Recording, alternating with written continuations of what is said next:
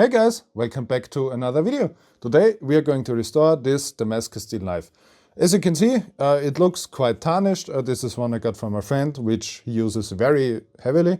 That's why it looks like this. This is just how these knives turn out if they are not stainless steel. But it's totally fine, and we can recover this and make it look just as new even at home without any special chemicals or tools. What we do need is I have some very fine steel wool here, or some sandpaper, very fine 2,000 to 3,000 grit. And what we also need is some instant coffee and a plastic bottle to put this stuff in. And then something to protect the wood, either a very tight cling foil wrap, or what I am using is some leather treatment wax or some Vaseline that also works fine. This is all we need, and now look at the steps how this all works. So, as a first step, we're just going to clean off as much as we can with either a household cleaner, or because I'm in the shop right now, I'm using some brake clean just to see what comes off without any mechanical force. There's this like burnt on stuff here, which maybe I will scratch it off if it doesn't get loosened up by this, but a lot of the rust particles actually can be removed just like this.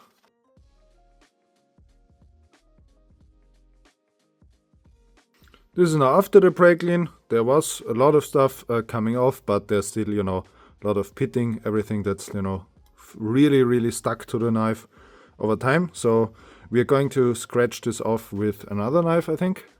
That's actually quite funny to remove. I can just put some pressure on it and it just explodes away. So this seems to be some kind of burnt in stuff. I don't know how you can burn in something on a knife, but honestly, let's just remove it. To take off any excess, you can use some cleaner. I'm using some Ballistol, which you usually have around if you got some kind of carbon steel knives, but you can use just some vegetable oil, something to take away all this coarse grit. And then I'm starting to clean it off with my steel wool here. Now that stuff on there turned out to be really annoying to remove. However, with my fine sandpaper, it was no problem. And this takes us on the second step. If you're done with your first step, you can either use your solvent, your cleaner, or just some water, and then take your sandpaper and then grind everything down. Recommended is to do some very smooth passes so you don't get any J-hooks. These J-hooks happen if I take my sandpaper and then rub it like this.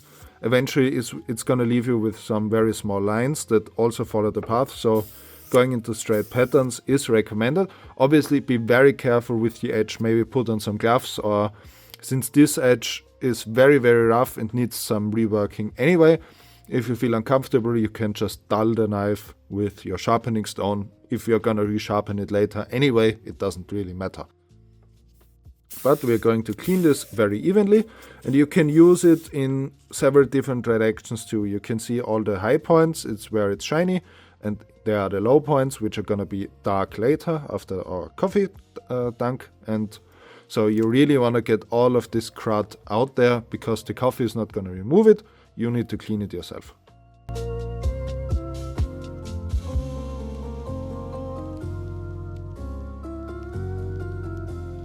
So this is now the knife after the sandpaper, and it looks really good, especially compared with this side. This was already cleaned with steel wool, but not with sandpaper, and you can see it's just a huge difference. Now you still have some surface pitting, which is to be expected if the knife was a bit rusted and is completely normal. If you would want to restore it, you would basically have to do it completely like you would do it if you would make the knife new in the first place with a grinding stone. However, then you would need to use a ferric chloride to get the edge new in, and I'm just not going to do that. I'm going to stick with how polished this is. Do the same for the other side, and do not forget little details like these little nooks here or the back of the blade. This makes, in the end, when it's done, it does make quite a big difference if these little details are also taken care of. So don't skip on it. Take yourself enough time to get this done very nicely. Now that both of the sides are treated and polished, and also the little details and even the back of the knife is treated, we can go on to rough reprofiling the edge. There's always the question, do you want to finish the edge or before the coffee dunk or do it after? And I, for my part, I like to just do a rough profiling, so I'm left with a thicker edge, then do the coffee dunk and then sharpen it afterwards. If you trust yourself with your sharpening, you will not mar up the Damascus if you sharpen it afterwards. And because every coffee dunk and even the ferrochlorate edge or even the coffee dunk will eat away on the metal a little bit. And if you do a very nice sharp edge before you put it in the coffee, what it will do is it will leave you with like a sawtooth edge afterwards, because the steel is just so incredibly thin that it will get eaten away. And because this is misground anyway and it has some very bad nicks like on here, I'm just going to do a rough fix of the edge and then do the coffee dunk or prepare the coffee dunk with our knife here. So this is the knife after the regrind. You can see the divot is gone, the little nick here is removed, and also the tip is sharp again. I had to remove quite a bit of material here just to get this straight again. However, it is now looking good. And the coffee edge will hopefully reveal the pattern down here because we're going to leave it in there for quite a long time. For the bevel, I chose to put in a little bit of a bevel again because I had to remove quite a lot of material and it was very thick, but it is not sharp. So I just put in a little bevel from both sides, but it did not sharpen it. Now we need to polish this up a little bit and then prepare the wood for the coffee edge. As you can see, the knife is now fully prepared. I put in quite a lot of my beeswax leather stuff on here just to protect the wood.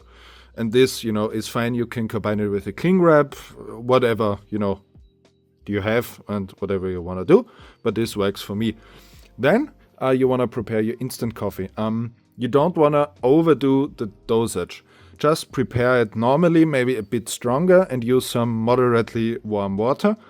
The problem is if you overdo it with the instant coffee, what will happen is the coffee that will fall out of solution once this cools off will actually stick to the steel and then leave you with some very nasty dark spots. So just prepare it normally and then adjust the lever so that if you stick the knife in, it is fully covered. So you can do it a bit lower, put it in and then just put some water in until it's at the correct lever.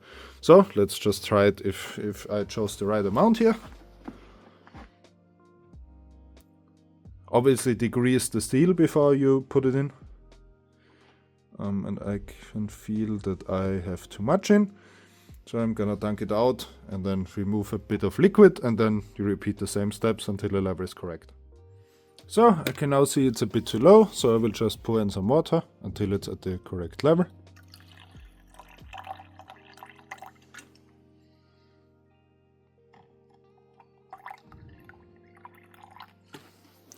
Alright, and now we just let this sit in there for at least, I would say, 12 hours. Just do it overnight or again, from in the morning to the evening. That is also fine. I would say about 12 hours and then we take it out and take a look at it. So, and after about 9 hours in the coffee, this is the result. As you can see, the black parts are now absolutely beautiful. The bright parts do have some issues.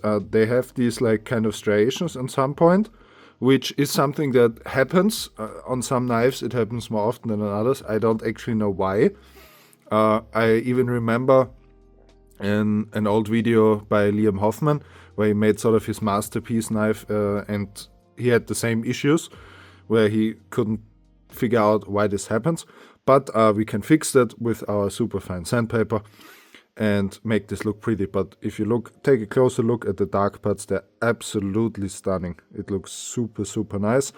And it also helps that the knife is in a good shape now. The little divot, the rounded tip was really annoying. And even here at the tip, where we ground away a lot of material to fix the tip and there was nothing of the Damascus pattern left, we brought the pattern back completely. I've never done a complete coffee edge and I have to say that while the pattern shows up very beautifully, it doesn't have the depth that it has after a real ferric chloride edge. So I don't know how it would turn out if you were to just coffee edge your knife. Maybe if you put it in there for longer, but from experience, if you do it for like an entire day, it starts to get these black spots all over the white part. So yeah, I don't know how good of an idea that is, but let's fix up the bright spots and then we should be done.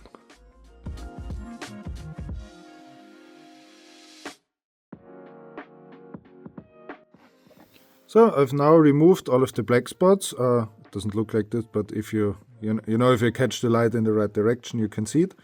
The only issue now is if you do this, what can usually happen is that it does look uneven because you have polished certain parts and you didn't polish other parts. So in that case, you will have to put it in the coffee again, but just for a couple of hours. Usually the coffee will leave sort of a like slight golden brown stain on the bright spots, and that obviously you will remove that with the sanding paper. But to get it more even, you can dunk it in the coffee again for an hour or two. Just take it out periodically and have a look, and then it should be fixed. But that's basically the way to repair a knife. You can see it looks absolutely beautiful now. Really, really nice. And then you can just finish off the edge, and that's it basically. Also, just to show you, the handle did not get damaged in any way. The wax did a good job of protecting it. We can't see any sort of swelling, but just if this is real wood, then obviously you can give it a little bit of a polish and give it a new round of handle oil just to protect it again. And then your knife is ready to be used again and looks absolutely beautiful. That was it with the video. I hope you liked it. I hope you learned something. If you did, then consider subscribing and giving the video a like, and then I will see you on the next one. Bye bye.